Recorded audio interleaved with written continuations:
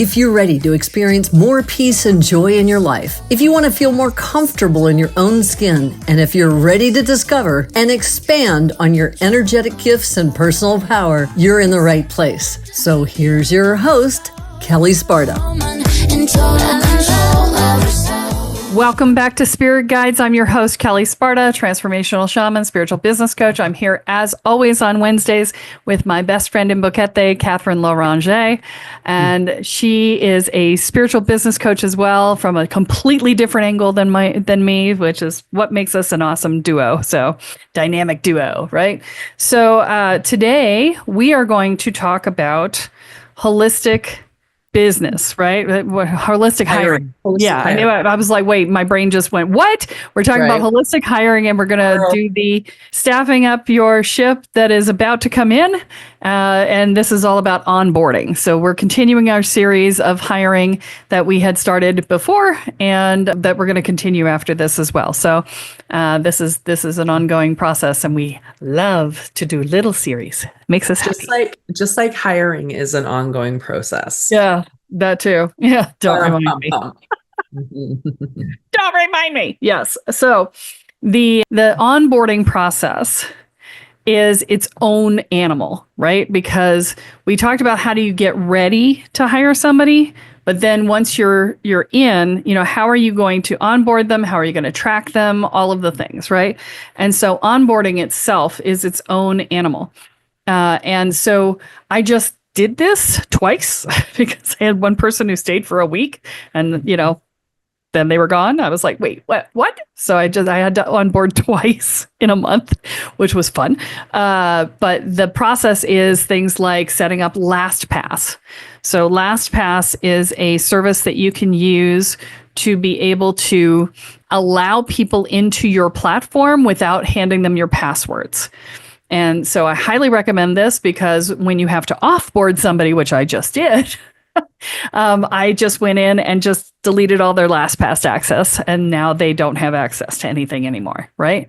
So, I just back us up real quick and just kind of, so for people who are wondering, like, what is onboarding? What's the purpose of onboarding? Oh, yes.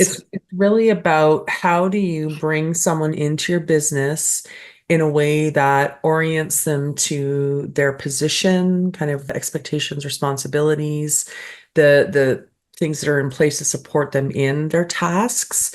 And then also the organization, so they're your values, your culture, how you do things, what you're all about. So that's kind of the purpose of onboarding, so that they come in and they feel like, oh, okay, like I know what I'm doing. I feel supported. These people have their stuff together, right? So that you're really, how do you then set them up to be successful in the position, so that when they come in, they really, they understand, kind of what's expected of them, what's in place to support them, and how they move forward. Yeah.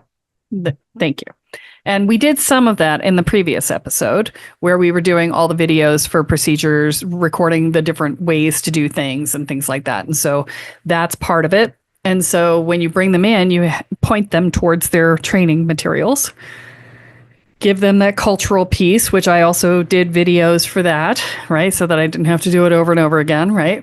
And so orienting them to all of the products that are available, what the products cost, how they operate, things like that, what they can expect for customer service inquiries and things like that, providing maybe a library of set responses that they give if they get a particular type of inquiry, things along those lines. And then the access, which is what I was talking about with LastPass. And LastPass is fantastic for that. However, I will say this.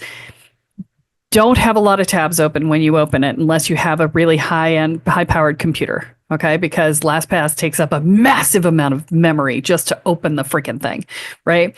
So you may want to do it in a separate browser, close your existing browser, open it in a different browser if your computer is not hardcore. When I had my previous computer, it was very difficult to get it open.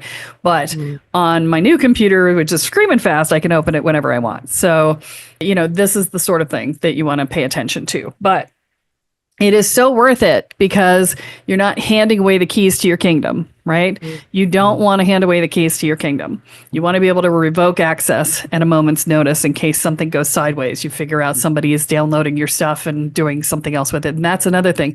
Have policies, because you need to have a policy that says under no circumstances are you putting my content onto your computer, right? Well, and that's part of the contract too, right? Right. Contract, there's going to be like potentially a non-disclosure NDA, and then also a like a copyright piece, right? And a non-compete. Yeah. So all of these things.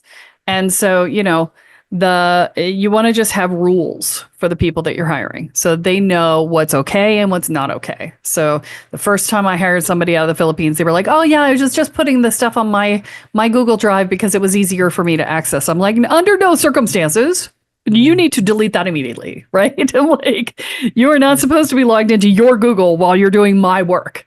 That is not the case, right? And, using unsecured Wi-Fi in public locations. That's not okay either, right? Because then your client confidentiality stuff is breached, right?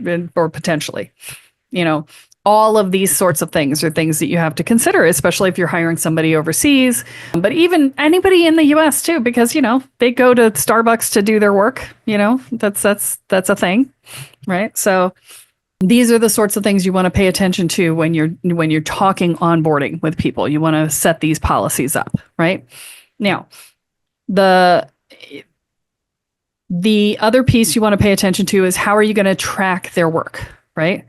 What is the system you're going to set up to do that? So I did the one VA away challenge, and he had this thing that he has a report. He asks you to tell me, what did you do today?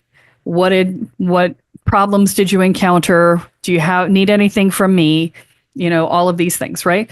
And that is brilliant because now I know what they're working on, right? And they also, within that system, they have a tracker that allows you to track their hours, which I highly recommend doing because you never know when somebody's saying, oh yeah, I worked on this, and then they didn't. So, that sort of thing. So there's hour tracker in there as well. So all of these sorts of things are things that you want to pay attention to. And these are systems that you want to get set up. So like I use ClickUp for my tracking system. So when I have a new to do, I just go into ClickUp, type it in, give as much detail as I need, maybe record a little video to explain it. And then off I go to the races. I don't have to talk to them. I assign it to the person I want to do it, and I move on. And when they finish it, they mark it complete, and I know it's been done, right?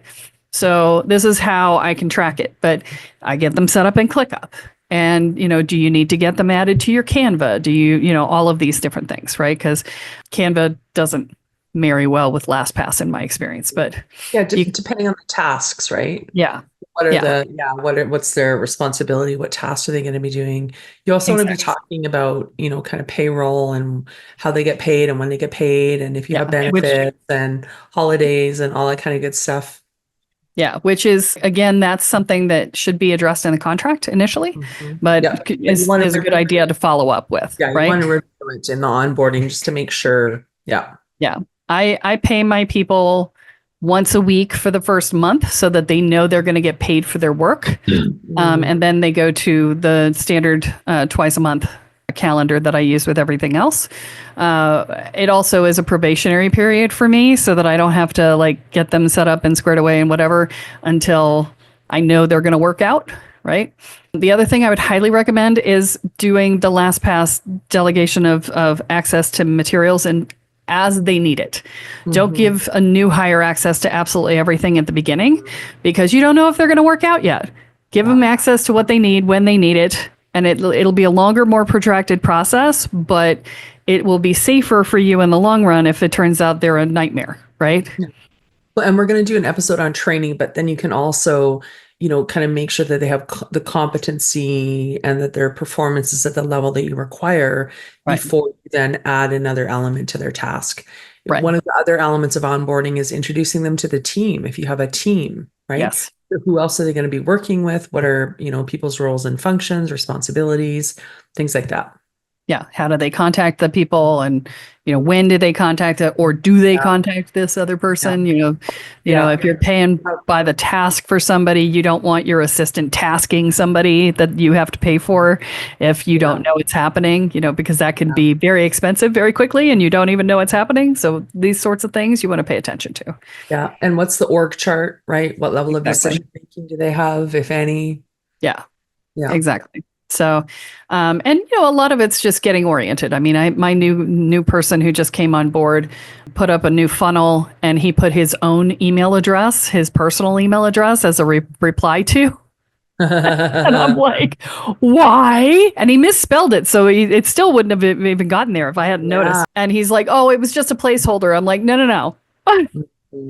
Your personal information should never be a placeholder in case it gets missed, right? Yeah. We can't do that. Yeah. You need to go fix that, right? That sort of thing is the thing that you want to pay attention to. So you got to really do detail work with this, because, some things you think are common sense and they aren't. Yeah. So, and there are cultural differences too, and expectations. Absolutely. On, where you're hiring from, and yeah. So, this is the sort of thing that you've got to pay attention to quickly, because things can go sideways if you're not careful, right? All right. So just one last thing I'd like to say too is, thinking back over different onboarding experiences where I've been the person being onboarded, the ones that really stand out are the ones where it felt like it mattered that I was there. Right. So just thinking about, and this kind of comes back to your company culture and your values, thinking about how do you want this person to feel? How do you want them to integrate to your business, to your team? What level of, kind of F's do you want them to give with the work that they're doing for you? And so then how can you set that up in the beginning of the process? Because it's much easier to do that to begin with than to shift it down the road. Yeah. Agreed. So all of this. And so, I want you to think about what is the experience. So we will talk about the customer experience at some point in the future, but this is your employee or contractor experience. What is the experience of bringing them in? Most entrepreneurs, when they're onboarding their first assistant, or, even if they've got contractors doing different pieces, most of them are insane. Okay.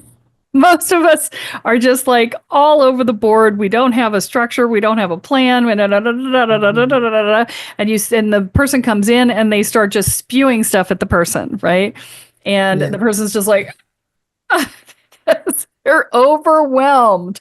They have no idea what's going on, no framework to hang it on, no nothing. They're just like, oh, go do this, go do that, go do the other thing. And it's very task oriented without any understanding of the job itself and the company structure and the company and how that job fits into the company structure. Yeah. Right. And so that orientation is super important so that people understand what's going on. Right. And not just for them, but for you to actually take that time to go through and, and really be thoughtful, like force yourself to take the time. And there's an episode that would have come out already about business planning. And so, if part of your plan for the year is to hire some people, then you want to have scheduled, when am I going to take the time to prepare the onboarding plan and really be thoughtful about what do they need? How do I set them up? And yes, it takes more time to begin with, but it's going to save you a crap ton of time in the end. Yeah, absolutely. So all of this, right? So these are the sorts of things that I want you to pay attention to as you're going through this process. And so I think that's everything I have to say about onboarding. Do you have anything else? I think the only other thing I would say is with all of this, right? And when I say all of this, I'm talking about kind of everything we talk about in the podcast. Here's the maybe ideal situation, right? And don't avoid hiring someone, or don't put off hiring someone because it's not ideal yet. Right. Again, I can see people kind of getting stuck in that, where it's like, oh, I've got to have the perfect onboarding package before I bring someone on, and then it's never perfect because it's, and they never actually take the action of hiring someone. So yes, this is an ideal scenario. And maybe you've got like, here's like, like all the 20 different things I'd like to have covered off. And then what are the essential things? Like, what are the like must-haves to bring someone on? And then as I progress in my business, I can build on these and then have the nice to haves as it goes along. So don't let not having a perfect onboarding process hold you back from actually taking action and bringing somebody on. Yeah, I've been working with assistants since, I don't know, 2005, something like that. And I just put together the employment contract for this last hiring. So, I mean, and I had some written procedures for the first ones I hired, but not really many. And then, I did video procedures, which that's the other thing. You got to go back and confirm that they're right. Right. Yeah, so I recommend transcribing them so you can scan and see, do I have to update this? Because, you change platforms, you change whatever, and now it's out of date and you don't even know it's out of date because you're never watching them and things like that. So, that's another piece of the puzzle as you're moving forward in your hiring. So, So at the minimum, it's going to be an employment contract. Right. Right. Yeah. Yeah. And part of that too is that you can even like in the job description and when you're hiring someone saying this is a new position, there's going to be some organic, elements to the onboarding process, and just hiring someone who's going to be okay with that. Yes, you do need to preset those expectations. Yeah. And the other piece is to be careful because employment contracts are for employees. Okay. Right. And in the US, you have to be very careful about how you categorize. If you say the word employment contract and you send it to a contractor and they make a claim at the IRS later, you will be screwed because you use the word employment. Okay, so just a contract then. Yeah. So it's terms of engagement, an engagement contract, right? So you need to be clear in the contract, whether it is an independent contractor or an employee situation. You need to be clear how they're going to get their data delivered. Is it going to be a W-2 or a 1099? If it's employment, it's going to be W-2. If it's contractor, it'll be 1099 NEC usually. So the type of 1099 you're going to give them to. And so, those things need to be laid out and very clear in the language that you're using. So that's in the US. If you are paying somebody outside of the US basically doesn't care. They're going to call them a contractor anyway. So you need to just say, hey, it's a contractor that I'm paying, and it's not a big deal. But in the US, it is super important to have the language right, because you could be on the hook for employer FICA, which is 7.65% that normally they would pay because they're self-employed if they're contractors. But you would be on the hook for that, as well as unemployment insurance and Medicare and, a whole host of other things, including overtime pay and blah, blah, blah, in case they go overtime and whatever. So, which is not true for contractors. So all of this, right? Not to freak you out, right? But it's important to know. It's important to know, right? It's absolutely important to know. And so whenever you're bringing someone on, identifying as an employee or a contractor, and I would just always bring on a contractor personally. Yes, I would too. Employees and contractors, and it's I'm just looking to see if this will bring the right thing. Yes. Okay. So if you do a Google search for IRS rules for independent contractors, that is an important set of rules that you should follow when you're doing this process to make sure that you are defining appropriately the tasks for an independent contractor and not trying to treat them like an employee, which could screw you down the road. Okay. So just make sure you read those and learn what those are about so that you understand. Okay? Yeah. Okay. So, all right. And with that, I think we're done. Yep. All right. Don't forget to share this episode with a friend. Like, subscribe, and share. And remember, what you focus on is what expands, what you intend is what you create. So choose wisely. Rumor on So that's it for today's episode of Spirit Guides Podcast. Head on over to iTunes, Apple Podcasts, or wherever you listen and subscribe to the show. Every week, one lucky listener who subscribes and posts a review on iTunes will be entered into a drawing for a $10,000 value grand prize and a private reading with Kelle Sparta herself. Be sure to head on over to spiritguidespodcast.com and pick up a free copy of Kelle's gift and join us on the next episode.